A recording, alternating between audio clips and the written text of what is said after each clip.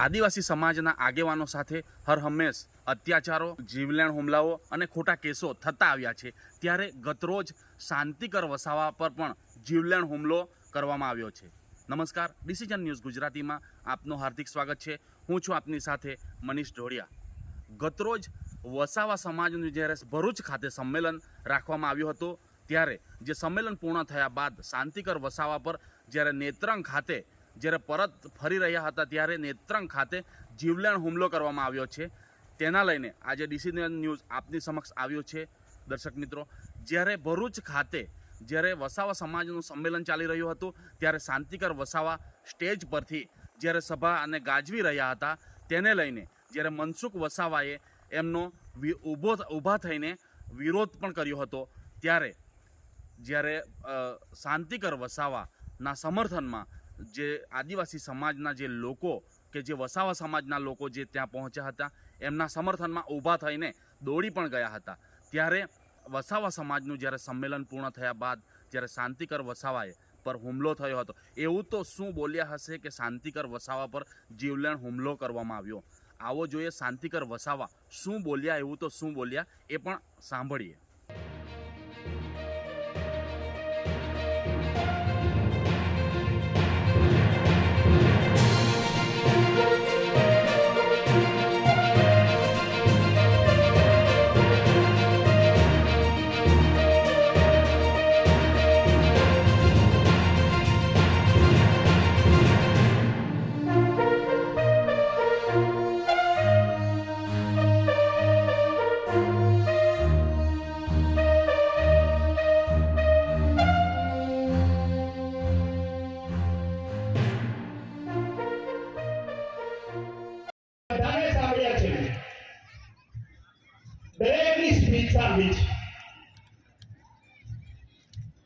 બધાએ શિક્ષણની વાત કરી છે।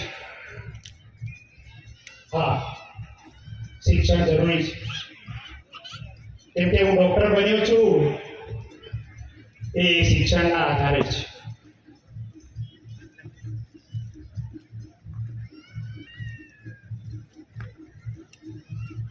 પણ એ શિક્ષણ કેવું, મારે માઇક આ બાજુ ફેરવવો જોઈએ, કેમ કે શિક્ષિત લોકો અહીંયા બેઠા છે અને સંભાળવાનું બી આપણે જ છે। આ સમાજ તો સાંભળી થાકી ગયો છે। જેને એ થવાનું છે, પાલન કરવાનું છે, અહીંયા બેઠેલા લોકોએ કરવાનું છે। તો એ શિક્ષણ બી શું કામનું, જે તમને સમાજથી દૂર કરી દે છે।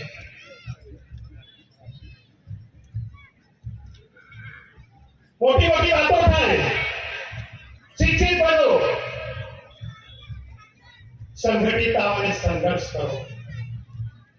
શિક્ષિત તો બની ગયા, પણ સંઘર્ષ કોણ કરશે? ના, મેં નહીં કરું, આ કરશે।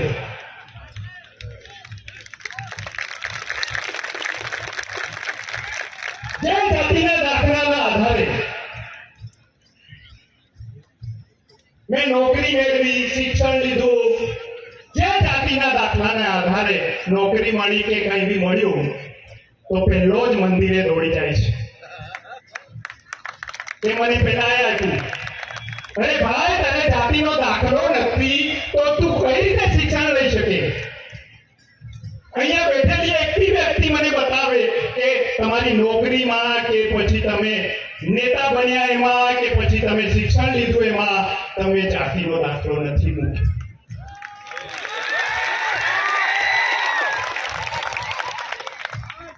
તો તે જાતિનો દાખલો આપવાવાળાને તો યાદ જ નથી કરતા। એ જાતિનો દાખલો ક્યાંથી આવ્યો? સંવિધાનમાં તમને આરક્ષણ ક્યાંથી મળ્યું? એની તો કોઈ વાત જ નહીં। સંવિધાન સભામાં બાબા સાહેબ આંબેડકરે શું લડ્યા? એમનું જીવન સંઘર્ષ શું હતું? એ આરક્ષણ આપવામાં જયપાલસિંહ મુંડા કેવી રીતે લડ્યા? અને એના માટે બિરસા મુંડા 21 વર્ષની ઉંમરે પોતાની બલિદાની આપે છે। ત્યારે છોટા નાગપુર ટેનેન્સી એક્ટ બને છે અને આપણી જમીનો 73AA એને આધારે છે। તો કયા શિક્ષણની વાતો કરો છો? શિક્ષણ લઈને તો આપણે સિટીમાં જતા રહીએ અને 2% લોકો નોકરી મળે, 98% બેઠા છે એનું કોણ વિચારશે? એ શિક્ષણ જે તમને સમાજથી દૂર કરે એ શિક્ષણની વાતો કરો છો?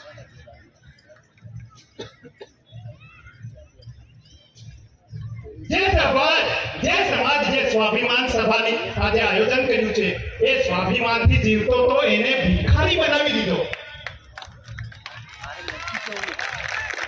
એ સ્વાભિમાનની વાત કરો છો? સ્વાભિમાન જ્યાં સુધી હું સમજ્યો છું કે મારી પાસે મારે પૈસાની સખત જરૂર છે, કોઈ બીમાર છે અને તેમ છતાં હું કોઈની પાસે ભીખ નથી માંગતો, એને સ્વાભિમાન કહે છે.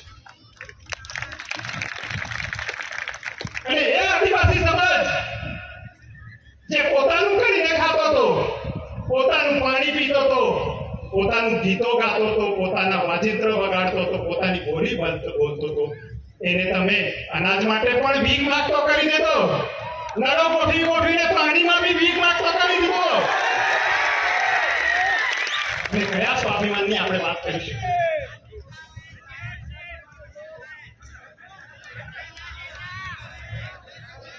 તો સમાજે ફરીથી ચિંતન કરવાની જરૂર છે. બેઠેલા લોકોએ ચિંતન કરવાની જરૂર છે. આ માઇક મારે આ બાજુ ફેરવવાની જરૂર છે, આ બાજુ નહીં.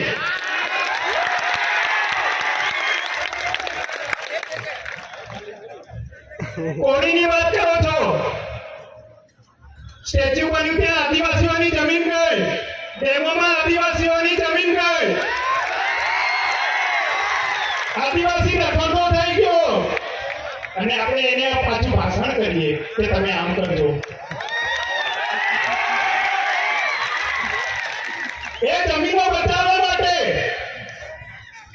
સંવિધાનમાં 244 પાંચમી અનુસૂચિ આપેલી છે. એને બચાવવા માટે રાષ્ટ્રપતિની નીચે રાજ્યપાલ અને ટ્રાઇબલ એડવાઇઝરી કાઉન્સિલની સહમતિ લેવી પડે, પરમિશન લેવું પડે. તો એનો અર્થ એ થયો કે ટ્રાઇબલ એડવાઇઝરી કાઉન્સિલમાં તો આપણે નથી બેસતા, હું તો નથી બેસતો, કોણ બેસે? કોણ બેસે? હા, તો એનો અર્થ એ થયો કે આપણી જેટલી બી યોજનાઓ આવી, આપણને બરબાદ કરવા માટે જેટલા બી પ્રોજેક્ટ આવ્યા, એમાં સહમતિ એ લોકોની હતી. એટલે એ લોકો ભાષણ કરે કે તમારે આમ કરવું જોઈએ.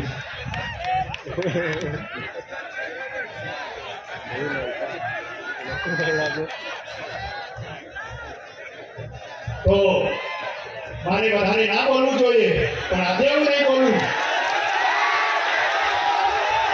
આજે અહીંયા નહીં બોલું તો હું મરી જઈશ, પછી કોઈ બોલવાનું નહીં. એટલે બોલીશ, કદાચ મને અહીંયા રોકવા બી આવ્યો, મારું નામ કેન્સલ કરી દેવામાં આવ્યું હતું. સમાજની વાત કોઈ કરવું ના જોઈએ. તો ભણી ભણીને હું કર્યું, સિટીમાં ગયા, નોકરી મેળવી, ત્યાં જ રહી ગયા, પોતાનું જ કરતા થઈ ગયા. સમાજને પાછળ વાળીને જોયો જ નહીં, મારા કામમાં આવ્યો જ નહીં હું,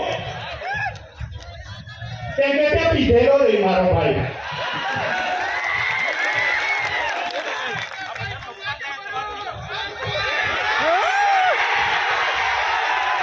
મને ના પાડે છે બોલવાની, અપમાન થાય છે એવું કહે છે.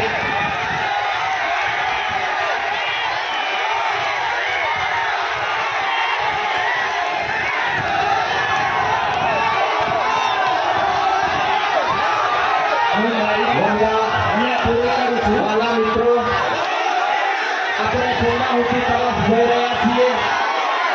આપણે બધાને સાંભળેલા છે, આપણે હજુ આગળ સાંભળવાના છીએ. અને પ્લીઝ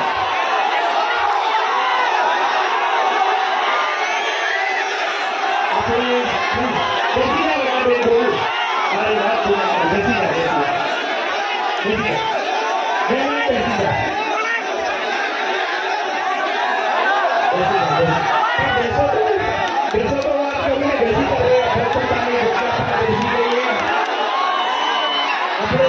જગ્યા પર બેસી જઈએ.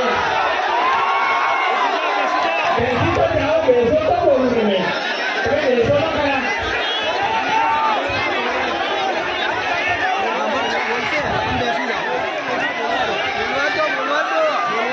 આપ પોતપોતાની જગ્યા પર મહેરબાની કરીને બેસી જાઓ. બેસી જાઓ. વસાવા સમાજ સ્વાભિમાન સંમેલન 2023 દેશી જહાજને લગતી ખૂબ સુંદર વાતો થાય છે. બેસી જાઓ, પ્લીઝ બેસી જાઓ. પોતપોતાની જગ્યા પર આપશો, બેસી જશો. બેસી જાઓ. પણ બેસો તો ખરા, તો પાછળ દેખાતું નહીં. પોતપોતાની જગ્યા પર મહેરબાની કરીને બેસી જશો. આપણે અહીંયા સમાજની વાત કરવાના છીએ. પ્લીઝ બેસી જાઓ. હું વાત ચાલુ રાખું છું. બેસી જાઓ. હું વાત ચાલુ રાખી છું. બેસી જાઓ. આદિવાસી એકતા! આદિવાસી એકતા! આદિવાસી એકતા! આવું એકતા! આવું એકતા! આવું એકતા! બેસો, હવે થોડી વાર બેસો. વાત કરીએ. તો હું વાત કરતો તો આગળ ચાલવા દઉં છું. હું આપણા શિક્ષિત લોકોએ શું કર્યું એની વાત કરતો તો બેસી જાઓ. ચાલુ રાખો. ચાલુ રાખો. બેસી જાઓ.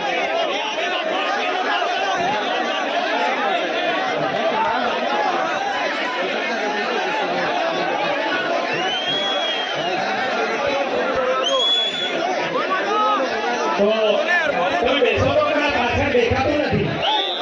પાછળ દેખાતું નથી.